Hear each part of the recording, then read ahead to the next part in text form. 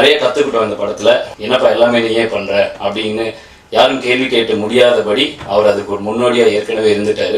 தனியொருவன் எனக்கு அமைஞ்சதோ அடுத்து எனக்கு இது இன்னொரு மைல் ஸ்டோன் அமைகிற படமாக இதை நான் எதிர்பார்க்குறேன். இன்னும் சாதாரணமாக அப்படி போகிற கேப்லலாம் அவர் அட்வைஸ் போட்டு போவார். அதனால நிறைய கற்றுக்கிட்டேன் கிட்ட இருந்து. என்னுடைய கெரியரில் ஒரு திருப்பு இந்த படம் ரொம்ப ஸ்பெஷல். ஏன்னா என்னோட கெரியரில் ஒரு பெரிய திருப்பு முனையாமை இந்த தனியொருவன் திரைப்படத்தை தயாரித்த ஏஜிஎஸ் நிறுவனம்.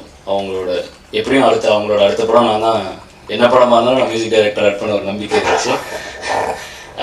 அது இவ்வளோ பெரிய படமாக, அதுவும் இவ்வளோ பெரிய ஒரு தமிழ் சினிமாவோட டாப் டைரக்டர்ஸில் ஒருவராக இருக்கக்கூடிய கேவி அண்ணா அவரோட படமே எனக்கு கிடைக்குங்கிறது எனக்கு அப்போ தெரில. ஸோ அந்த வாய்ப்பை தந்ததுக்கு ஏஜிஎஸ் நிறுவனத்துக்கு நன்றி.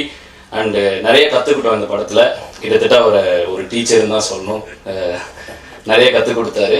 ஸோ நிறைய கற்றுக்கிட்டோம், அதுக்கு ரொம்ப நன்றி. அண்ட் இந்த படத்தில் மிகப்பெரிய ஜாம்பவான் என்ன மாதிரி இன்றைக்கி இருக்கிற யங்ஸ்டர்ஸுக்கு ஒரு பெரிய இன்ஸ்பிரேஷனாக இருக்கக்கூடிய டிஆர் சார். ஏன்னா நான் ஒரு படம் டைரக்ட் பண்ணி இதெல்லாம் பண்ணுறப்ப என்னப்பா எல்லாமே நீயே பண்ணுற அப்படின்னு யாரும் கேள்வி கேட்டு முடியாதபடி அவர் அதுக்கு ஒரு முன்னோடியாக ஏற்கனவே இருந்துட்டார். ஸோ நாளைக்கு எங்களை மாதிரி யங்ஸ்டர்ஸ் இந்த மாதிரி எல்லாத்தையும் நாங்களே செய்வோம் மல்டி டாஸ்கிங் பண்ண வந்தால் எங்களுக்கெல்லாம் ஒரு பயணியராக ஒருத்தர் இருந்திருக்காரு. எங்களுக்கு ரொம்ப ஈஸி, ஒரு ப்ளூ பிரிண்ட் இருக்கிறதுனால எங்களால் ஈஸியாக உள்ளே நுழைய முடியுது. ஸோ அதுக்கு ரொம்ப டிஆர் சார் கொடுத்த அந்த இன்ஸ்பிரேஷனுக்கு ரொம்ப நன்றி. அண்ட் ஒரு நல்ல யதார்த்தமான ஒரு அண்ணன் விஜய் சேதுபதி அண்ணனுக்கு ஏன்னா நாங்கள் சந்தித்த நாட்கள் மிக குறைவுனாலும் அவர் கூட இருந்தப்போ நிறைய அட்வைஸ் சாதாரணமாக அப்படி போகிற கேப்லலாம் அவர் அட்வைஸ் போட்டு போவார். அதனால நிறைய கற்றுக்கிட்ட அண்ணங்கிட்ட இருந்து. ஸோ ரொம்ப நன்றி. அண்ட் மடோனா அவங்க இண்டிபெண்ட் ஆர்டிஸ்ட். தொடர்ந்து என்னுடைய நான் இசையமைக்கும் படங்களில் புது ஆர்டிஸ்ட் ஒவ்வொரு படத்துலையும் யாராவது 2 பேரை இன்டர்நெட் மூலமாக எடுத்து இன்ட்ரடியூஸ் பண்ணுறது ஒரு நான் அடிக்கடி பண்ணுற விஷயம். அப்படி பார்த்தா ஏற்கனவே அவங்க ஒரு பெரிய ஸ்டார், அவங்க ஒரு இண்டிபெண்ட் ஆர்டிஸ்ட்டும் கூட. ஏன்னா அவங்க நிறைய இந்த இதுலலாம் யூடியூப்லலாம் நிறைய சாங்ஸ் பார்த்துருக்கேன், அவங்களோட இண்டிபெண்ட் சாங்ஸ்லாம் பார்த்துருக்கேன். ஸோ ஏற்கனவே அவங்க ஒரு ஸ்டார். அவங்க தமிழில் முதலாக என் இசையில் பாடுறதுக்கு எனக்கு ஒரு மிகப்பெரிய ஒரு நல்ல ஒரு விஷயமா அமைஞ்சிருக்கு இந்த படம் மூலமாக. அது மட்டும் இல்லாமல் இந்த படத்தில் ஒரு நல்ல ரோல் பண்ணியிருக்க அவர் பேர் எனக்கு கமலேஷ் அப்படின்னு தான் ஞாபகம் வருது. ஏன்னா அந்தளவுக்கு ஒரு இம்பேக்ட் கொடுத்துருந்தாரு. ஸோ இப்போ ஸ்கை வாக்கர் அவர். ஸோ அதனால் அவருக்கு வாழ்த்துக்கள். அண்டு இந்த படத்தில் ஒரு முக்கியமான நண்பரை நான் சம்பாதிச்சிருக்கேன் அப்படின்னு சொன்னால் இது கபிலன் வைரமுத்து. ஜென்ரலாக என் படத்தில் அப்படியே வரப்போ அப்படியே போகிற போக்கில் நானே பாட்டெலாம் எழுதிடுவேன். இந்த படத்தில் இந்த படத்தை கதையை உணர்ந்து கொண்ட ஒருத்தரால் தான் இந்த படத்தோட பாடல்கள் எழுத முடியுங்கிற கட்டாயம். அந்த அளவுக்கு ஒரு பயங்கர ஒரு டைட்டான ஒரு நாட்.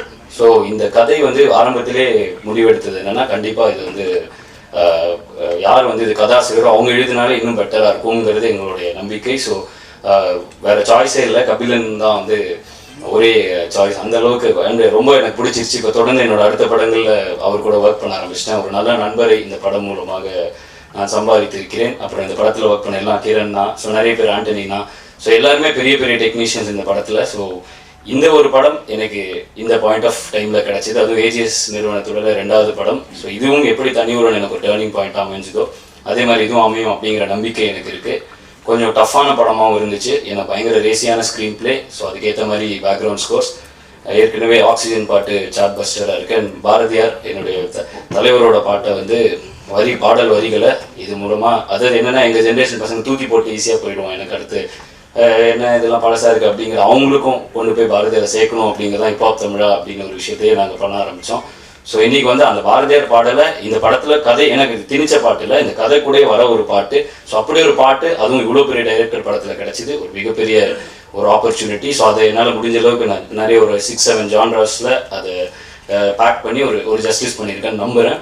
அண்ட் இது எல்லாத்தையும் தாண்டி இன்றைக்கி இருக்கிற படத்தில் நடிச்சிருக்கிற அனைவருக்கும் என்னுடைய நன்றி. இந்த படம் கண்டிப்பாக ஒரு நல்ல படமாக இருக்கும்.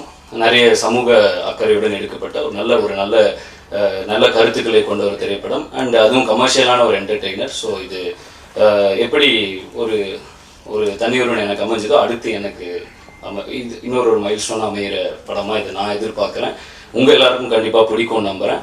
உங்கள் எல்லாருக்கும் நன்றி. தொடர்ந்து என்னை சப்போர்ட் பண்ணிகிட்டு இருக்கிறதுக்கும், தொடர்ந்து இப்போ பாட்டு ரிவ்யூஸ்லாம் பார்த்தேன், ரொம்ப என்னை சப்போர்ட் பண்ணி எழுதியிருந்தீங்க. ஸோ உங்கள் ஃபீட்பேக் எல்லாத்துக்கும் நன்றி. தொடர்ந்து நிறைய கற்றுக்கிட்டு இருக்கேன். இன்னும் நல்லா இம்ப்ரூவ் பண்ணி இன்னும் நல்லா பண்ணணும்னு ஆசைப்பட்றேன். ஸோ உங்களுடைய வாழ்த்துக்களுக்கும் எல்லாத்துக்கும் நன்றி. வணக்கம்.